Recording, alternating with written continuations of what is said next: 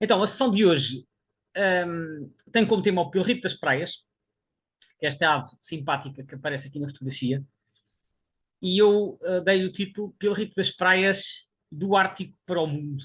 E ao longo da sessão irão perceber um bocadinho melhor o que é que significa este título assim, algo enigmático.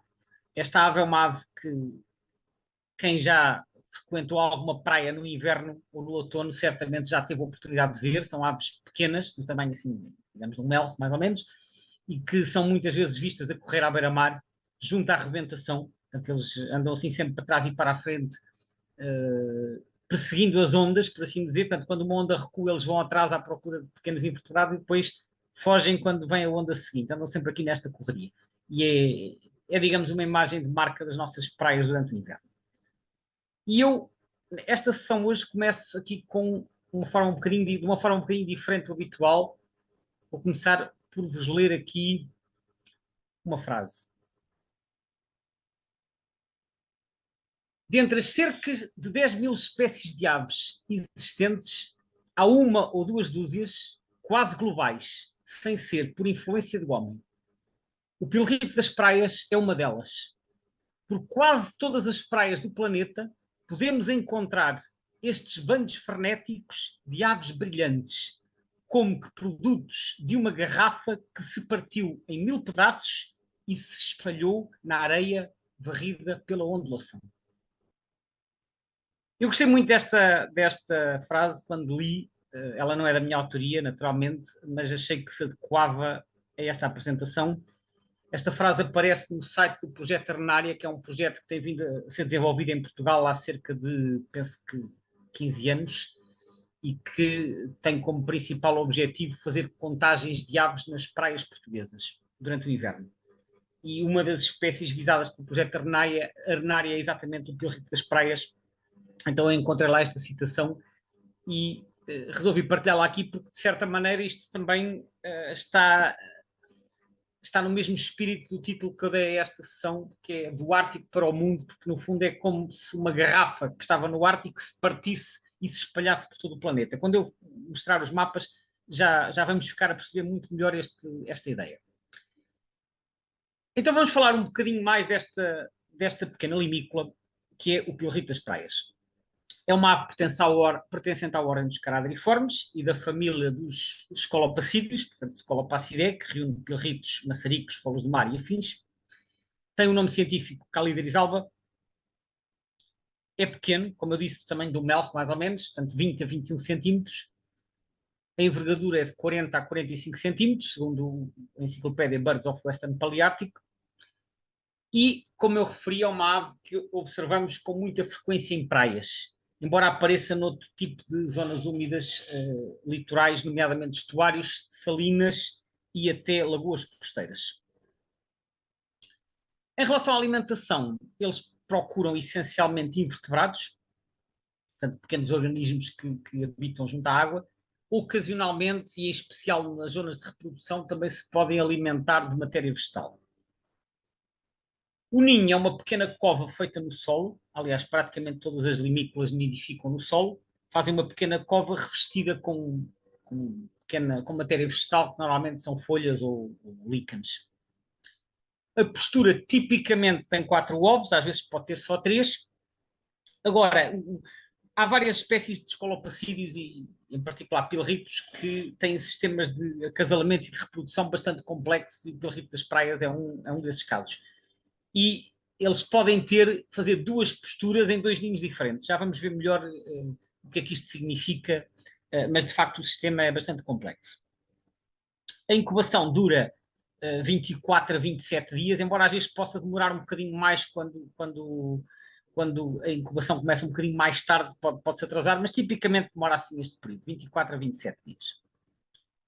Em relação ao nome científico, Calidris alba, Calidris tem origem no grego.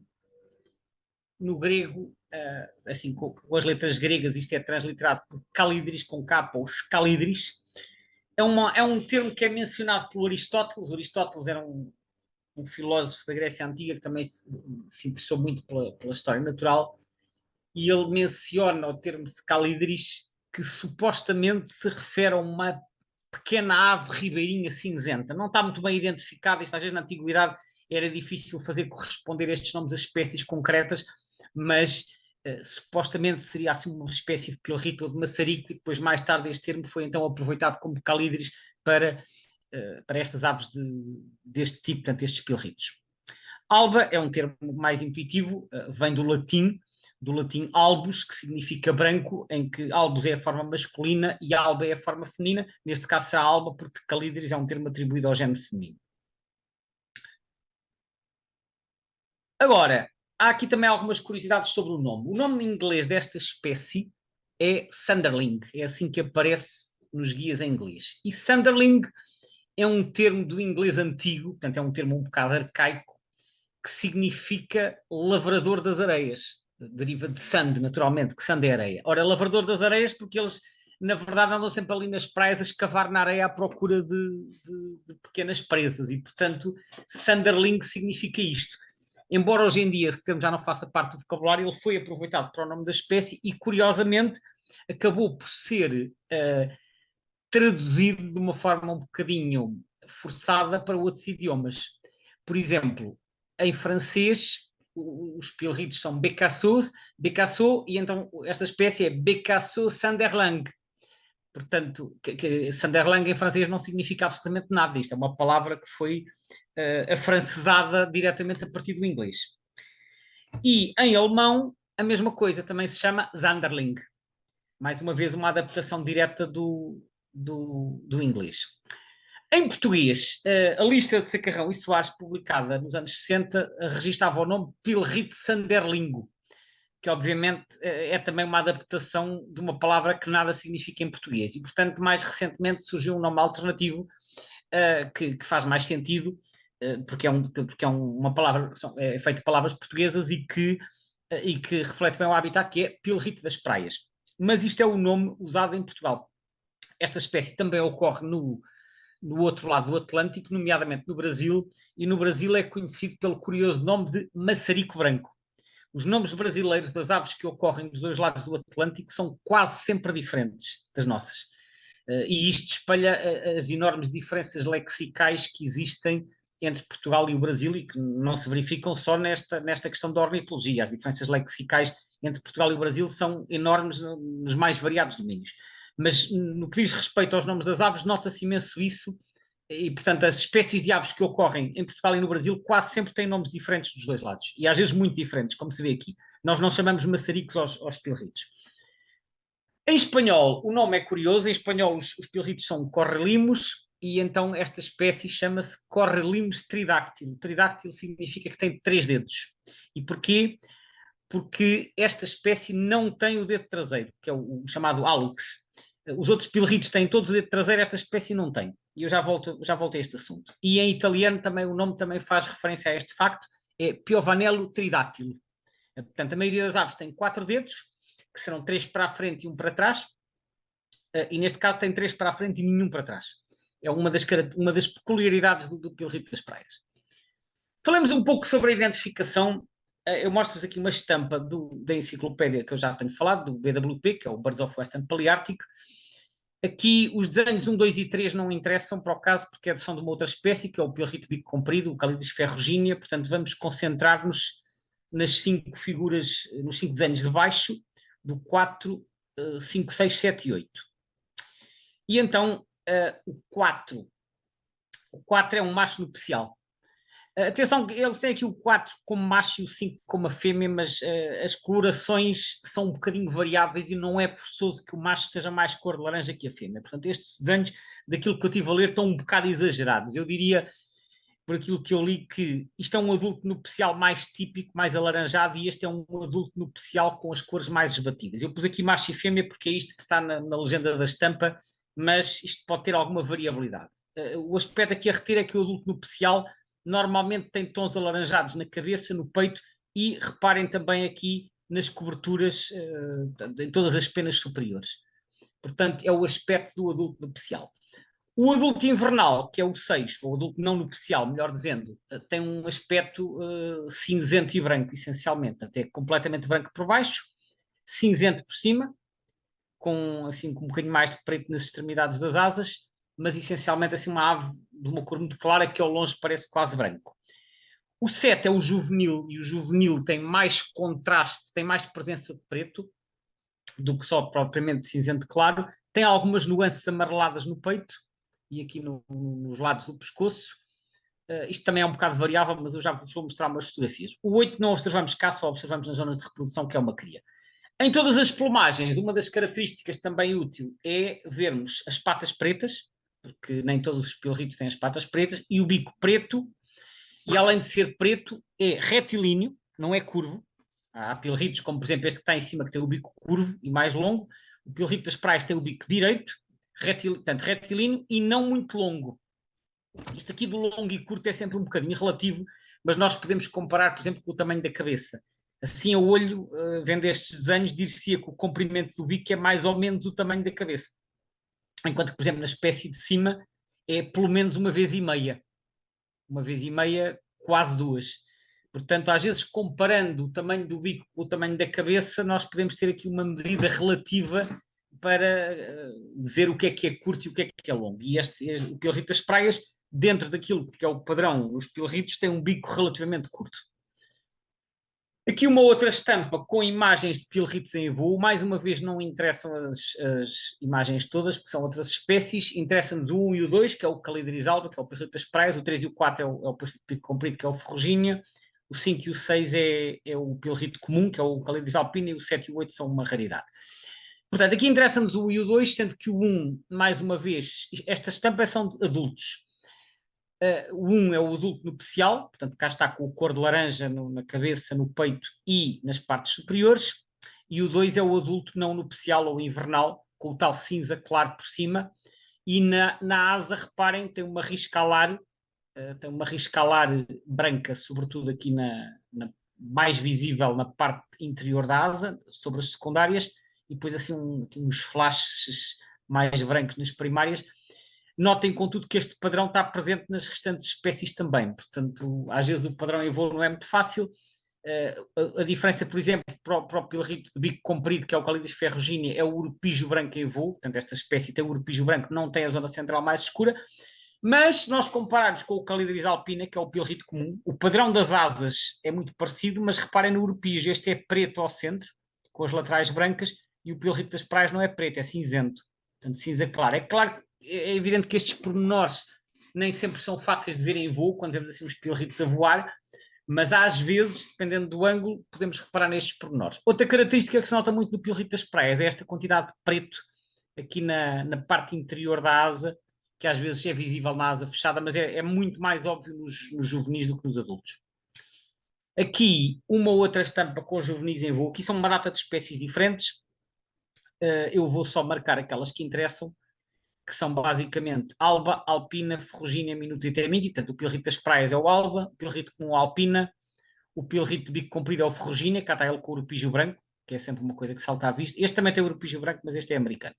Portanto, o 13, que é o ferrugínea, depois aqui o 6, que é o minuta, que é o pilrito pequeno, e o 7, que é o teminque. Ora, o pilrito das praias, portanto, isto são juvenis, que é um tipo de plumagem que nós podemos observar muito no outono, final do verão e outono. Portanto, setembro, outubro, são alturas em que vemos muitos pilritos nesta plumagem. E então, o nosso juvenil do pilrito das praias, cá está, tem o urpijo mais escuro ao centro e mais branco nas laterais, tem a riscalar branca e depois reparem aqui muito mais preto que nos adultos. Este preto que quando as asas estão fechadas, isto é nas asas, mas é como se fosse um ombro, assim por comparação. Portanto, tem muito preto nos ombros e isto depois desaparece ou reduz-se muito com a idade. Isto é o Calidris alba. O ferrugínea, que é o de bico comprido, lá está o urpijo branco. O alpina, que é o pilrito comum, o juvenil tem assim tons mais quentes, não é tão preto, branco e cinzento, tem assim tons mais acastanhados e é mais escuro ao centro do urpijo. O padrão sobre a asa também é diferente, não tem este preto aqui contrastando com este claro. Portanto, os contrastes de cor são diferentes. E o bico também é um bocadinho mais comprido e ligeiramente curvado. O pilrito pequeno, que às vezes é uma espécie que se confunde em plumagem nupcial com o pilrito das praias. Embora seja mais pequeno, quando é visto isoladamente, sobretudo em fotografias, às vezes é difícil de distinguir em plumagem nupcial. No inverno é mais fácil, mas os juvenis até são particularmente fáceis, têm este V branco no dorso, podem ver aqui. É uma característica que vem assinalada em vários guias, é Os juvenis de pilrito pequeno têm um V. Isto é muito visível quando a ave está pousada. Este V branco, que depois nos adultos já não está presente. Este aqui é o pilrito teminque, que não tem o V. Portanto, isto são aqui, é aqui um comparativo de algumas espécies, depois as restantes são espécies raras que normalmente não estão presentes entre nós, portanto não pus aqui o nome para não estar a complicar. Aqui de um outro guia de campo, que é de um guia fotográfico de identificação, que também tem aqui algumas plumagens e estas até têm indicação de datas, para nós percebermos melhor estas variações. Então temos aqui começando por este segundo aqui do lado esquerdo, isto é um adulto nupcial, como já perceberam, portanto, com todo este cor de laranja, quer no peito, quer na cabeça, quer por cima. E eles dizem aqui ADBR. ADBR significa Adult Breeding, portanto, adulto, breeding é reprodutor. Portanto, nós dizemos às vezes nupcial, mas pode ser adulto reprodutor. Esta plumagem encontra-se de março a agosto. Este junho que está aqui entre parênteses retos, julgo eu que significa a data em que a imagem concreta foi colhida. Portanto, em junho é quando eles estão com estas cores assim mais vivas. A de cima é em agosto, que já está em muda, portanto já está aqui numa plumagem de transição em que ainda tem uns restos de uns tons quentes misturados já com os cinzentos a aparecer, estão aqui apenas cinzentas a aparecer. É a plumagem ADBR, que é Adult Breeding, para ADNB, que significa Adult Non-Breeding, portanto adulto reprodutor para adulto não reprodutor. Esta plumagem encontramos tipicamente no final do verão, entre julho e outubro. Neste caso terá sido obtido em agosto. Depois, aqui embaixo, um adult breeding, mas este aparentemente talvez em muda ou com a plumagem menos intensa, portanto este terá sido obtido em maio, e aqui um adulto invernal, que é o tal muito cinzento clarinho por cima, quase não tem preto, tem assim umas pontinhas pretas, e que é visto de agosto a março, tipicamente. Portanto, e quando eles aparecem cá, no final do verão, já vêm com esta plumagem, normalmente. E aqui o juvenil muito mais escuro por cima, como podem ver, portanto, mais preto que o adulto, e cá estão as tais manchas beges aqui do lado portanto, no peito e um bocadinho abaixo do pescoço, as cores do juvenil, que são ligeiramente mais quentes que as do adulto. Patas pretas e bico preto em todas as plumagens, e aqui eu marquei com esta oval amarelo ao tal pormenor que se vê bem nesta pata, não tem o dedo traseiro. Na maioria destas aves aquáticas, o dedo traseiro está lá, mas pode ser vestigial, é pequenino, mas no pilrito das praias ele não existe todo. Eu li algures, que já não me recordo bem onde, mas li algures que este dedo terá desaparecido porque, portanto, será uma questão evolucionária, como estas aves passam o tempo a correr para trás e para a frente em grande velocidade, esse dedo traseiro acabava por se turvar o tipo de movimentação que eles fazem, porque eles não precisam de ter tanto apoio, nós precisamos ter mais apoio quando estamos mais tempo parados. Se estamos a correr, e no caso das aves em particular estão a correr, este dedo traseiro acaba por ser um estorvo. E, portanto, possivelmente a evolução terá ditado o desaparecimento desse dedo, que também é chamado hálux, e que se vê bem nesta foto e em muitas outras fotos quando a pata da ave está assim exatamente levantada. Daí o tal nome Correlimos tridáctilo que existe em espanhol, faz referência ao facto de só ter 3 dedos, que é uma característica singular entre os pilritos. Aqui há algumas fotos que eu retirei do eBird e de outros sites, e eu aqui tive o cuidado de pôr a data da foto para ajudar a entender a plumagem. Aqui um adulto nupcial, com estas cores laranjas vivas. Este foi tirado em 20 de junho de 2012. Não é muito frequente vermos estas aves em junho, porque normalmente em junho eles estão nos territórios de reprodução, mas de vez em quando aparecem cá alguns. Podem ser adultos não reprodutores, que acontece com quase todas as limícolas, haver indivíduos não reprodutores que ficam por cá durante a época dos ninhos. Não muitos, mas aparecem.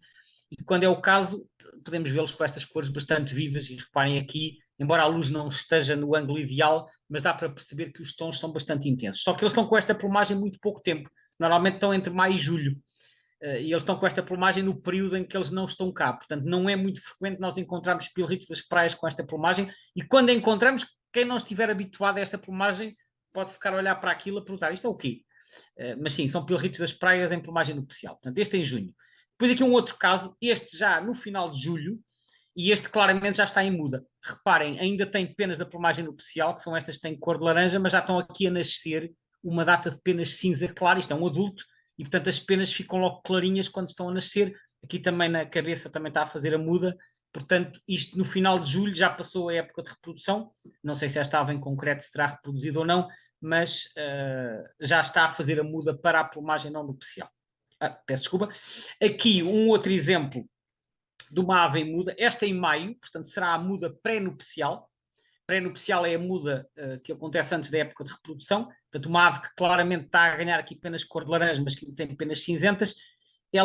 Esta espécie, tal como muitas outras, faz uma muda parcial antes da reprodução, em que muda só as penas do corpo, mas não muda as penas das asas, nomeadamente não muda as penas de voo, que são as penas maiores, muda só as penas do corpo, e depois da reprodução faz a chamada muda pós-nupcial, e essa sim é uma muda completa, aí muda as penas todas. Ou seja, dito de outra maneira, as penas do corpo, no caso desta espécie, são mudadas 2 vezes por ano, mas as penas das asas, pelo menos as mais longas, as penas de voo, só são mudadas uma vez.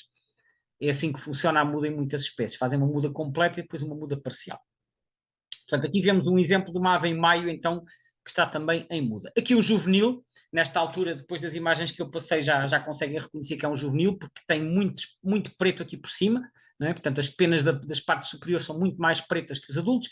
Tem também aqui estas nuances de amarelo, estas zonas manchadas, como se estivesse sujo aqui no lado do pescoço e no peito, mesmo a cabeça também tem estes amarelados, e cá está a tal mancha preta que nós às vezes chamamos coloquialmente o ombro preto, mas que na verdade é a parte interior da asa que vocês viram há bocado nas imagens em voo, mas que quando a ave está pousada parece um preto, que é sempre muito mais evidente nos juvenis do que nos adultos. Portanto, aqui vemos claramente, eu não sei se registrei aqui a data desta foto, mas esta foto claramente é no final do verão, início do outono, portanto, pode ter sido, por exemplo, em setembro. Aqui um bando em voo, é uma imagem típica que podemos ver à beira-mar. Vemos aqui, eles vão se alimentando ao pé das ondas e de vez em quando levantam todos voo e passam a voar, e é frequente vermos bandos de algumas dezenas assim a voar, então, ou para os refúgios de maré alta, ou que se assustaram e vão se alimentar para outro sítio. Portanto, reparem mais uma vez o bico curto. Ao longe, estas aves parecem sempre muito brancas, até porque muitas vezes vemos mais a parte de baixo e eles por baixo são completamente brancos. Por cima tem um misto de branco, preto e cinzento, mas realmente vistos ao longe tem sempre um aspecto muito branquinho. Agora, deixamos a parte da identificação e das imagens e vamos passar a outros aspectos. Como habitualmente partilho aqui a ficha de conservação, tem um estatuto pouco preocupante, quer a nível global, portanto o tal list concern, que em português traduzimos pouco preocupante. O estatuto na Europa é igualmente pouco preocupante e o estatuto em Portugal é pouco preocupante. Isto é uma espécie razoavelmente abundante, muito bem distribuída. Chama a atenção para este que está aqui, population size, portanto, dimensão da população desconhecida, e isto porque eles nidificam em zonas do Alto Ártico, que já vamos ver, são zonas de muito difícil acesso, o que faz com que seja muito complicado ter estimativas populacionais para esta espécie. Há estimativas assim um bocado grosseiras, mas não há dados precisos sobre a dimensão da população. Ora, e agora vamos ver o mapa de distribuição. E foi este mapa que me inspirou para o título desta sessão, portanto, do Ártico para o Mundo. Temos aqui, como é habitual nestes mapas, 2 cores, sendo que a zona salmão indica as áreas de reprodução e a zona azul, as áreas de invernada.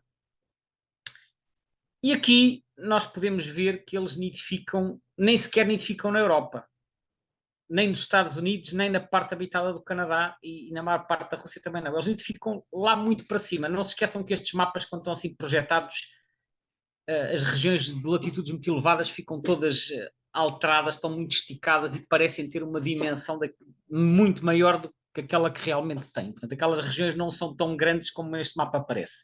Quando estamos a falar das regiões árticas, isso acontece muito. Bom, e então eles nidificam acima do Círculo Polar Ártico, acima dos 70 graus norte.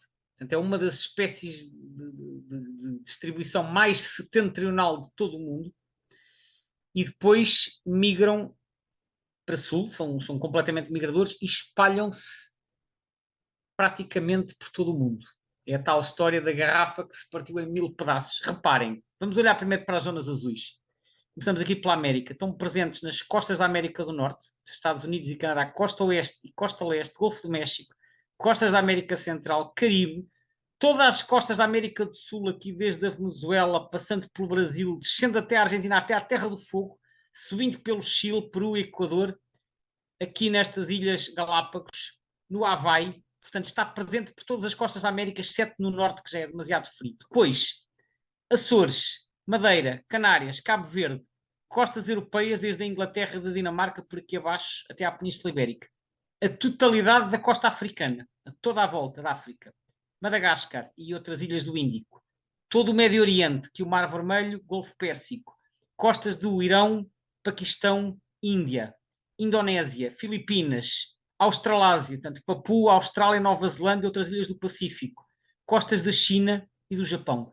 São poucos os sítios, tirando em latitudes muito elevadas, onde nós não encontramos estas aves no inverno. Até aparecem um bocado nas costas do Mediterrâneo, embora aqui nestes mares interiores sejam menos comuns do que nos oceanos. Portanto, estas aves que nidificam no Alto Ártico descem e a migração, em média, tem uma amplitude de 77 graus de latitude, que é imenso. Cada grau de latitude são 110 km, portanto, 77 graus são quase 8.000 km, ou 8.000 e tal. Portanto, são aves muito, fortemente migradoras. Imaginem o que é uma ave que nidifica no Alto Ártico e de invernar à Nova Zelândia ou à Terra do Fogo ou à África do Sul. É absolutamente espantoso. E de facto, eles espalham. E depois, quando chega a maio, migram todos outra vez para norte em direção ao Ártico.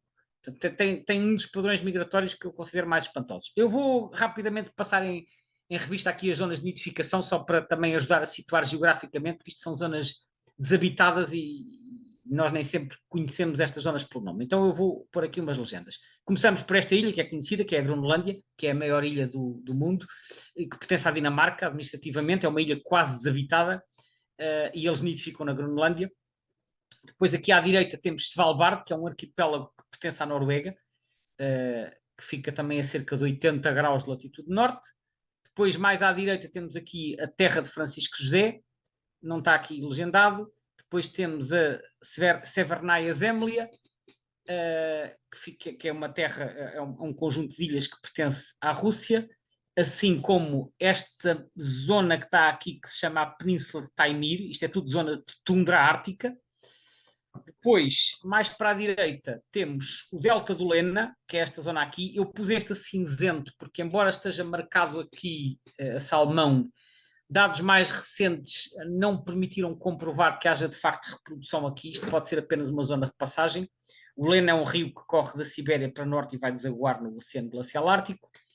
Depois as ilhas da Nova Sibéria, que são este arquipélagozinho que está aqui. Isto são tudo zonas praticamente desabitadas, onde nidificam algumas aves aquáticas, entre as quais estes piorritos. Depois agora passamos para a parte esquerda do mapa, temos aqui o Alasca, e reparem, no Alasca, que é o estado mais a norte dos Estados Unidos, eles só nidificam mesmo na costa norte, até mesmo encostada à tundra, e depois ainda em diversas ilhas do Ártico canadiano, nomeadamente Banks e Vitória, que são estas duas que estão aqui, depois uma série delas mais pequenas, e finalmente em Ellesmere, que é esta ilha, a maior ilha canadiana, que está aqui mesmo no norte, a norte da ilha de Baffin, que é esta, cá em cima, colada à Groenlândia.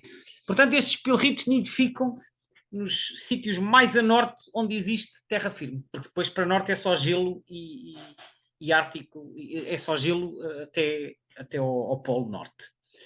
Portanto, esta é um bocadinho a distribuição do pilrito das praias, que, como dizia naquela frase que eu citei, é uma das poucas espécies verdadeiramente globais, porque eles espalham-se por todos os continentes, só não chegam mesmo à Antártida. De resto, estão praticamente todo o mundo.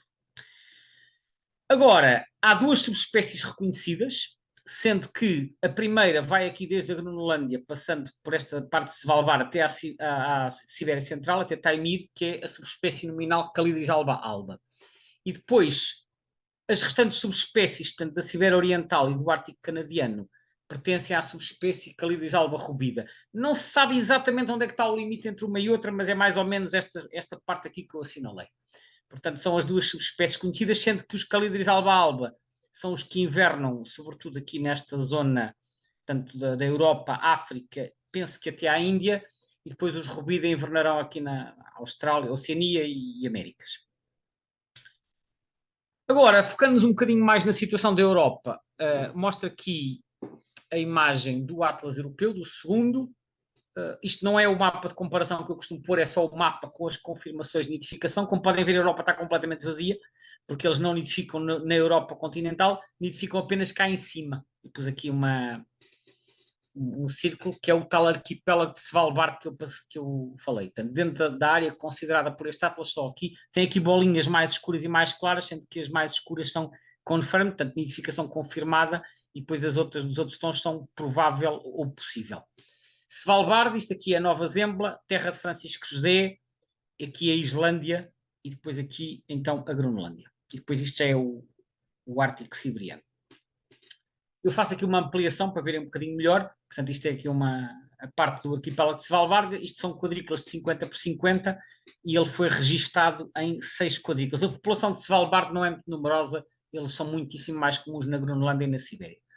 Mas dentro do território abrangido pelo Atlas foi onde eles confirmaram, foi então aqui alguns casais em Svalbard. Aqui, tirado do mapa da BirdLife, o mapa de presença na Europa durante o inverno, Europa e parte da África e da Ásia.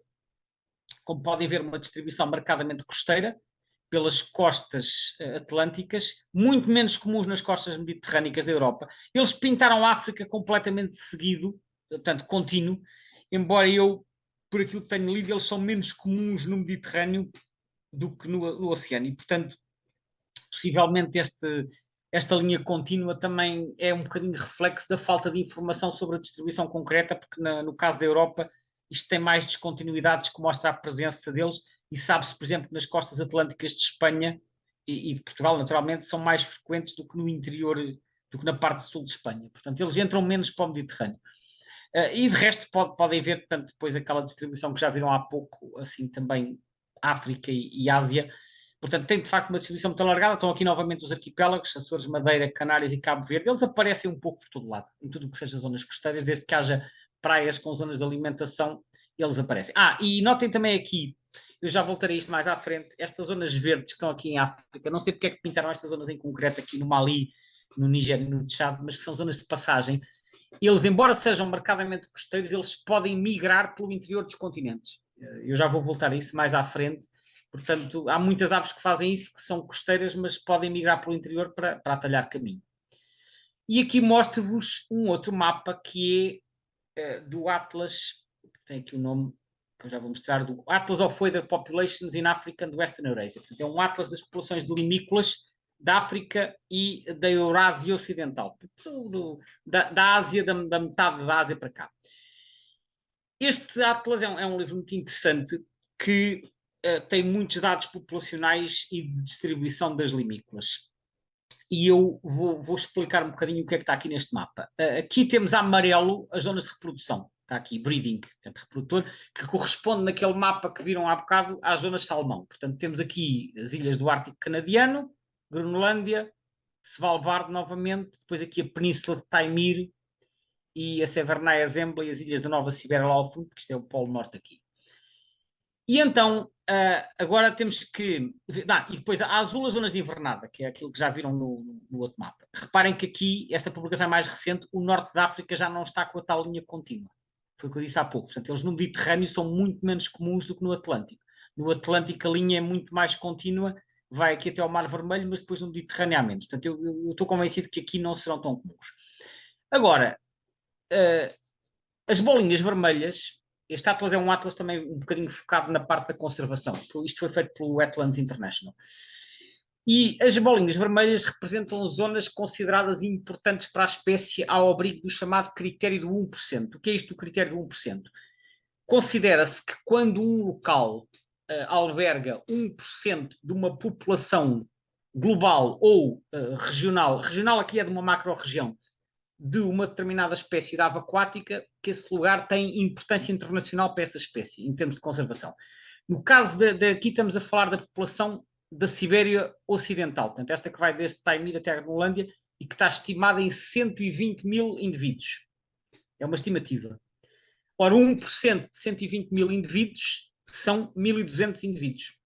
E então os locais onde já foram registadas concentrações de 1.200 pilarritos das praias, que têm 1% dessa população, considera-se que são locais de importância internacional para essa espécie. É um critério que é frequentemente usado para identificar locais importantes para a conservação. E, portanto, estão aqui marcadas uma data de bolinhas vermelhas, onde estes pilarritos aparecem, seja em passagem, seja na invernada, e que têm bolinhas de tamanho variável, que correspondem ao número de pilarritos que já foram contados. Portanto, podemos ver aqui locais importantes de passagem na Islândia, nas costas que vão desde a Dinamarca até a França e Reino Unido, aqui no norte de Espanha, e depois em diferentes locais da África, aqui desde o Saara Ocidental, Mauritânia, Senegal, Golfo da Guiné, até à Namíbia e depois também aqui do lado do Índico. Reparem esta bolinha aqui maior. Isto não está à escala porque a escala é esta que está aqui em baixo, ok? Eu é que ampliei aqui à esquerda para se ler melhor o que está escrito, mas a escala correta é esta. Esta bolinha que está aqui corresponde ao tamanho máximo, que é 16.000 a 30.000, que é imenso. São talvez 15 a 20% da população total. Esta zona é uma zona muito importante para a invernada limícola chamada Banca de Argan, na Mauritânia, que é uma zona que tem condições de alimentação especialmente favoráveis. Outras zonas importantes, como podem ver, é também aqui na Namíbia. E depois há outros locais também espalhados. Ora, depois temos aqui uma linha roxa, que é a linha do corredor migratório do Atlântico Oriental. Esta linha abrange a Groenlândia, porque sabe-se que os pilritos que vêm daqui da Groenlândia e da Sibéria vão migrando aqui ao longo das costas europeias, por isso é que nós depois apanhamos muitos de passagem e muitos deles seguem em direção à África até à Namíbia. É a zona que está abrangida por esta linha roxa, sendo que a parte que está a tracejado é que os limites não são muito certos, portanto não se tem a certeza. Sabe-se que estes limites, esta população vai toda aqui pela costa, até podem migrar pelo mar e depois vão seguindo ao longo da costa. A população mais oriental, que é esta da Península de Taimir e da Sibéria Oriental, é a zona que está a verde e estes vão invernar sobretudo no Índico, embora possam vir aqui até à África Austral. Sobretudo no Índico, aqui no Golfo Pérsico, no Mar Vermelho, e estes sabe-se que migram pelo interior. Cá está. Portanto, enquanto que estes migram pelas costas atlânticas, estes migram pelo interior. E sabe-se que migram pelo interior porque no Mar Negro e no Mar Cáspio aparecem sempre muitos bandos em passagem na primavera e no outono. Portanto, embora eles sejam aves de costa, eles na migração, por uma questão de proximidade, podem vir pelo interior e alimentar-se então em massas de água interiores. Daí que, por exemplo, aqui no Mar Cáspio tenham algumas bolinhas. Eles não estão marcados a azul, não é uma zona de invernada, mas é uma zona importante de passagem. Portanto, os padrões migratórios desta espécie variam consoante as populações. Aqui, tirado de uma outra publicação da BirdLife que mostra os dados populacionais para a Europa, sendo que a preto estão as zonas de nidificação, a azul as zonas de invernada. Nas zonas de nidificação, reparem a dimensão da população da Groenlândia, que é este bocadinho que está aqui a espreitar à esquerda, muito relevante, entre 25.000 e 50.000 casais. Portanto, há muitos piorritos das praias a nidificar na Groenlândia. Por comparação, Svalbard, que é o tal arquipélago da Noruega, tem apenas 20 a 100 casais. Portanto, é uma população bastante diminuta a comparar com o total da Groenlândia, que é cerca de, assim a olho, 100 a 500 vezes maior. 100 não, 500 a 1000 vezes maior, mais ou menos. No inverno há muitos a invernar nas costas europeias, sendo que no Reino Unido estima-se 20.000, em França 10 a 20.000, nos outros países um pouco menos, mas portanto estima-se que haja pelo menos 47.000 a invernar nas costas europeias. E depois há muitos também que vão para a África, como eu já referi. Agora, falando um bocadinho mais do que acontece em Portugal e Espanha, eu fui ao eBird e fui buscar, fui produzir alguns mapas de ocorrência desta espécie para diferentes meses do ano, para nós vermos um bocadinho a distribuição. O primeiro que vemos aqui, que é o de cima, é observações de janeiro. Janeiro é um mês que tipicamente representa o meio da invernada, é um mês em que praticamente não há migração para a maioria das espécies. E quando nós olhamos para este mapa, vemos aqui uma distribuição ao longo da costa, muito mais contínua desde a Galiza até ao Estreito de Gibraltar. Portanto, aqui há praticamente registro em todo lado, ou seja, costa atlântica, mas não tanto na costa norte, em que já há muita descontinuidade. E depois, quando entramos no Atlântico, no Mediterrâneo, começa a haver mais descontinuidades também. Eles aparecem, mas há menos.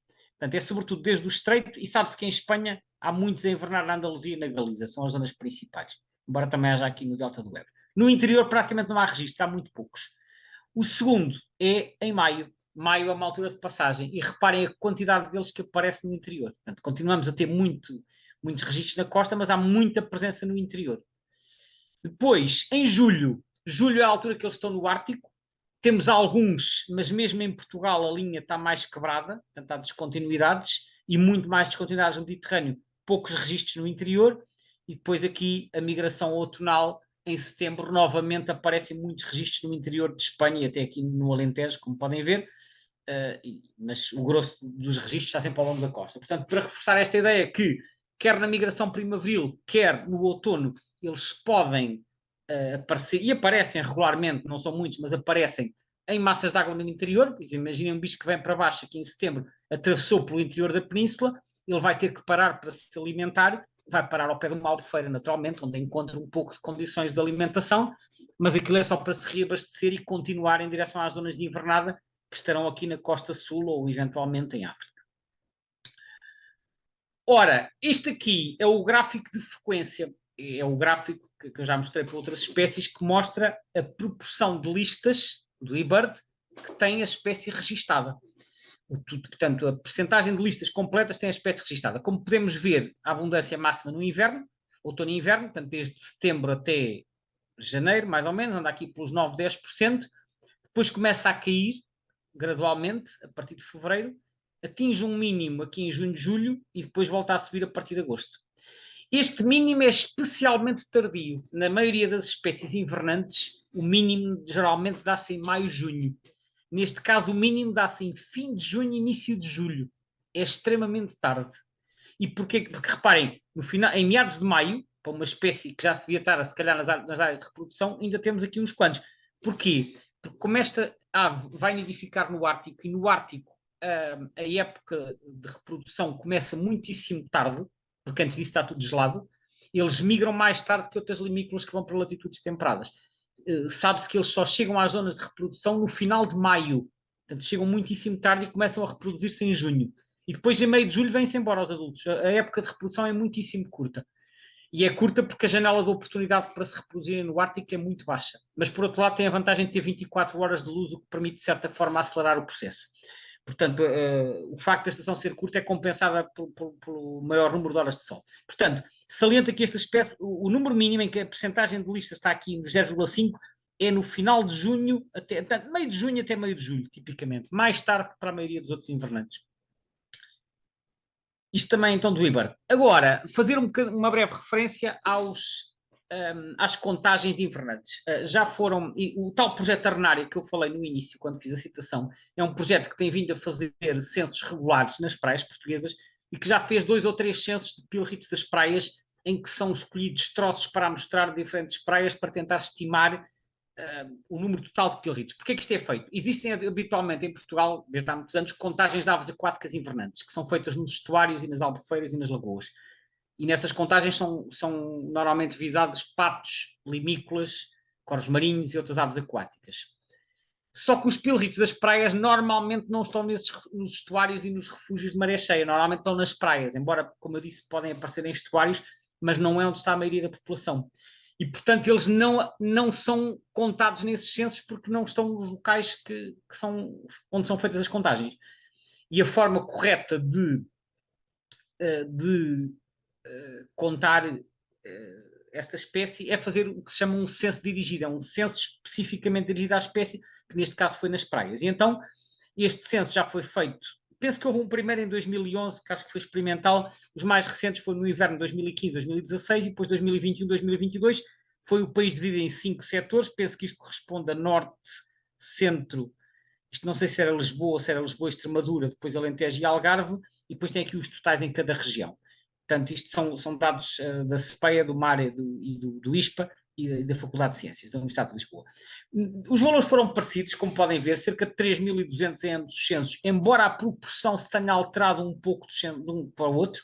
Por exemplo, deste para aqui, aumentou o número total de pilritos na região centro, mas diminuiu na região de Lisboa e diminuiu fortemente no Alentejo. Aumentou no Algarve. Portanto, pode haver mudanças de uns locais para outros. Mas no total, o valor total manteve-se razoavelmente estável, portanto, cerca de 3.200 pilritos das praias contados em Portugal. Portanto, isto dá-nos uma ideia da dimensão da população invernante. Saliento, contudo, que durante as migrações, por exemplo, em agosto, setembro, outubro e depois novamente em abril e maio, aparecem muitos outros indivíduos que não estão cá a invernar e que estão a caminho da África ou de regresso da África em direção às áreas de reprodução. Portanto, não nos devemos esquecer que muitas das limícolas que nós chamamos invernantes também têm populações de passagem e que se misturam todas umas com as outras. Por isso é que estes censos devem ser feitos de preferência em janeiro, que é quando as migrações estão no seu mínimo.